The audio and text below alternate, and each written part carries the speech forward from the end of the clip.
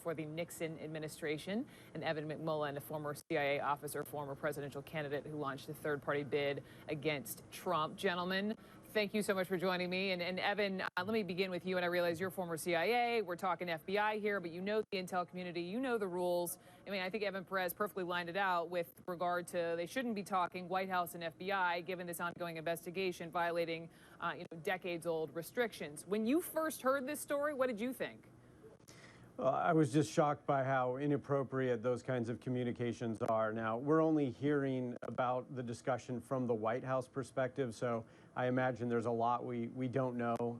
But I will say that this kind of conversation highlights exactly why I believe that we need more transparency into the investigation, whatever investigations are happening into Russian influence of our election and the Trump campaign's contact with Russian officials during that time. The American people deserve greater transparency here.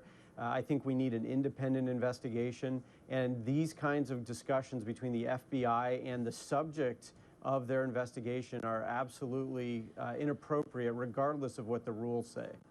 And I should point out the reason why we're hearing nothing from the FBI's side is because this is an ongoing investigation, therefore they're not commenting. Mr. Dean, to you, from what I've read, you take it a step further and you're saying this is straight up a cover-up by the White House.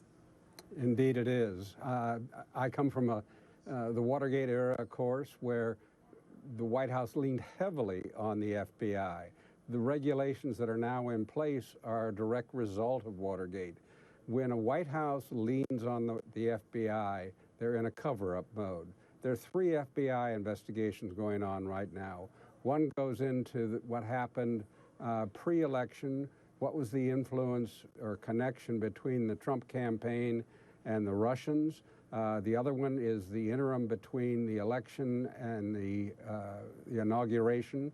We're trying to figure out exactly who Flynn was talking to and who else was involved. Was Trump involved in really undercutting the Obama administration's sanctions?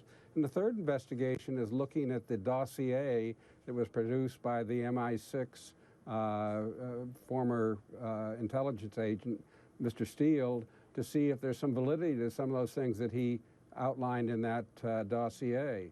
So there's a lot of FBI investigations, but the White House is not cooperating in any of this.